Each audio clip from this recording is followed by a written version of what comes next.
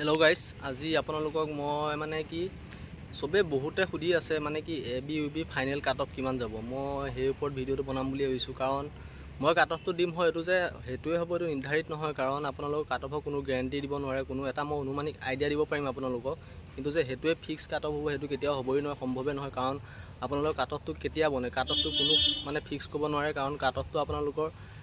कैंडिडेटर आपनलोकर practice बा marker ऊपर depend करे कैंडिडेटर माने कोने किमान पाबो कि ना पाबो तार ऊपर माने डिपेंड करिहे काट अफ तुमार पोस्ट वाइज माने गम पाइछने सो काट अफ तो कोनो फिक्स को कब नोवारे हे कारणे মই এটা অনুমানিক আপোনালোকক আইডিয়া দিব পাৰিম কিন্তু যে হেতুৱে কাট অফ মাৰিব হেতু নহয় আপোনালোকে ভাবি নলব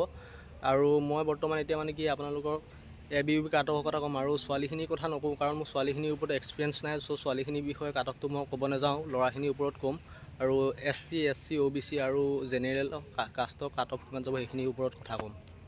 আৰু কাট অফটো মেইনলি আপোনালোকৰ লৰাখিনিৰ ওপৰত ডিপেন্ড কৰে মানে লৰাখিনিয়ে কিমান মাৰ্ক উঠাইছে ফিজিকেলত আৰু আপোনালোকৰ ৰিটেনত কিমান মাৰ্ক উঠাইছে পোষ্ট ওয়াইজ মানে কাট অফটো ডিপেন্ড কৰে তাৰ ওপৰত বেলেগৰ ওপৰত ডিপেন্ড নকৰে হেতু কাৰণে মানে মই এটা আপোনালোকক অনুমানিক কৈ দিওঁ আৰু আপোনালোকে চাব মোৰ অনুমানটো কেনেকুৱা মই অনুমানটো মানে কি মোৰ নিজৰ এক্সপেৰিয়েন্সৰ ফালৰ পৰা কম আৰু বেলেগ একো কথা নাই फाइनल काट अफ तो कम माने आपनालोकर जिनटो मेरिट लिस्टत नाम है मेरिट लिस्टत काट अफ तो कम प्रथम मैं यूबी कथाय कम आपनालोक यूबी काट अफ तो किमान যাব পাৰে यूबी काट अफ तो कथा कम प्रथमत यूबीत आपनालोकर আছে टोटल 100 मार्क्स आपनालोके सकलोए गम पाए फिजिकलत আছে 40 मार्क और रिटेनत আছে 50 मार्क एकाडेमित আছে 5 मार्क्स और ओरेल और भाइभात আছে 5 मार्क्स सो आपनालोकर मोर अनुमानिक आइडिया मते মই এতিয়া বৰ্তমান আপোনালোকৰ জেনাৰেল কাষ্টৰ কথা কম দেই জেনাৰেল কাষ্টৰ কথা কম কাৰণ জেনাৰেলত পোৱা মানে আপোনালোকৰ মানে সব আৰু रिजार्व থাকিলে মানে ৰিজাৰ্ভত পাব জেনাৰেল কাষ্টৰ কথা প্ৰথম আপোনালোকৰ 40 মাৰ্কটো আছে আপোনালোকৰ ফিজিকেলত আছে আপোনালোকে সকলোৱে গম পায় 40ৰ ভিতৰত আপোনালোকে যদি ৰানিংত মানে ইউবি ক্ষেত্ৰত কথা কৈ আছো মই ৰানিংত যদি আপোনালোকে টোটেল মানে আপোনালোকে মই নকো বেছি পাব লাগে বুলি আপোনালোকে 11.5 বা 12 পালে মই মানে যোনটো কাট অফ কথা কম হেতু মানে আপোনালোকৰ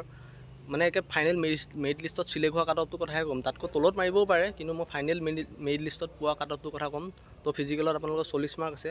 40 ৰ ভিতৰত আপোনালোকৰ ৰানিংত আছে 20 মাৰ্ক ৰানিংতটো কোনো আপোনালোকৰ হাইছ মাৰ্ক উঠাব নোৱাৰে কাৰণ ৰানিংটো ইমান সহজ কথা নহয় মুখত কোৱা কথা নহয় আপোনালোকে কলে যে ই যে 11 মিনিটত মাৰিব 10 মিনিটত মাৰিব হেতু কথা নহয় হেতু ইমান সহজ কথা নহয় জুনে জুনে ৰানিং কৰে সি ভালদৰে গম পায় আৰু দুটা এটা ওলাব খুব বেছি 100% পিছত 10% যায় যেটো মানে ভাল মাৰ্ক উঠাব পাৰে ৰানিংত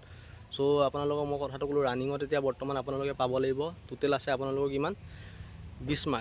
মাৰ্কৰ ভিতৰত মোৰ অনুমানিক আপোনালোকে 11 11.5 বা 12 এটো যদি পায় মানে 11.5 to 12 মই অনুমানিক মানে এটো যোনটো সিলেকশন হ'ব আপোনালোকে ৰানিংত আপোনালোকে ইউবি ক্ষেত্ৰত 11.5 to 12 পাব লাগিব তাৰ পিছত আপোনালোকৰ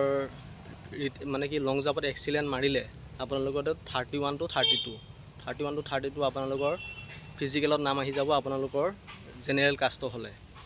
আৰু আপোনালোকৰ অকল জেনাৰেল বুলি ক'লো যে হেতু নহয় আকৌ আপোনালোকৰ এসটি এসসি 1 হলেও বা 1.5 হলেও কম যাব আপোনালোকে ফিজিকেলৰ কথা কৈছো 32 পালে আপোনালোকৰ জেনাৰেল কাষ্টত আহিব মানে আপোনালোকৰ ফিজিকেলত নাম আৰু 30 মান পালে 30 বা 29 মানে কে 98 তেনেকুৱা পইণ্টৰ ভিতৰত আপোনালোকৰ এসটি এসসি ওবিসি মাৰা চান্স আছে আৰু এতিয়া বৰ্তমান আপোনালোকৰ ৰিটেনত কিমান পাব লাগিব এইখিনিটো আপোনালোক কলো 32 পালে আপোনালোকৰ সেভ স্কোৰ তাৰ বাহিৰে আপোনালোকৰ ৰিটেনত পাব লাগিব বৰ্তমান আপোনালোকৰ ৰিটেনত যদি 38 to 40 পায় আপোনালোকৰ টোটেল কিমান হ'ল ইফালো হল আপোনালোকৰ 32 ইফালো হল আপোনালোকৰ 38 টোটেল 70 হল 78 আপোনালোকে যদি এক্সট্ৰা মাৰ্ক 2 আছে এক্সট্ৰা 2 হলেও হ'ব বেছি নহলে হ'ব এক্সট্ৰা 2 বা 1 হলেও যদি ইয়াত হয় আপোনালোকৰ 71 হল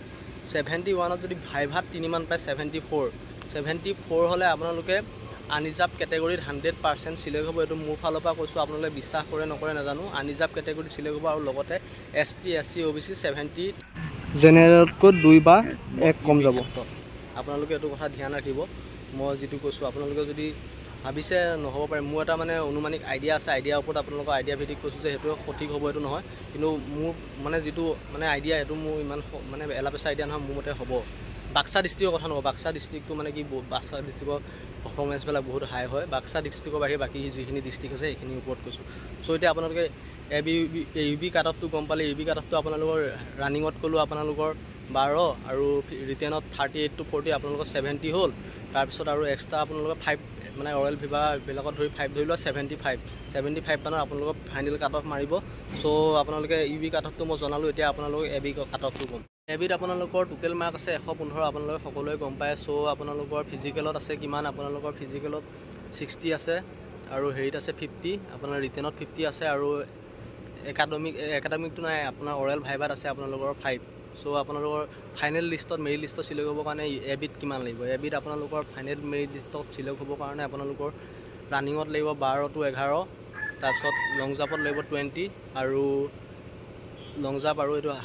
কি বুলি কয় চিন আপত লাগিব 20 20 40 আৰু ইফালে হ'ল 11 বা 12 42 পালে আপোনালোকৰ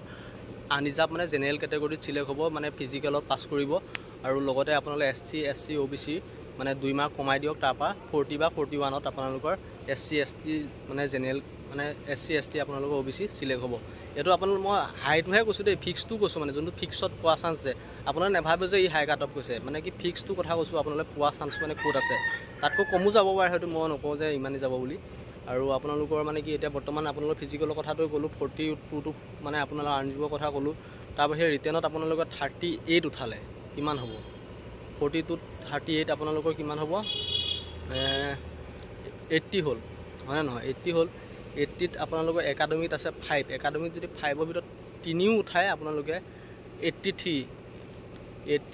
ত আপোনালোকৰ 100% ফাইনেল সিলেকশ্যন পাব এবি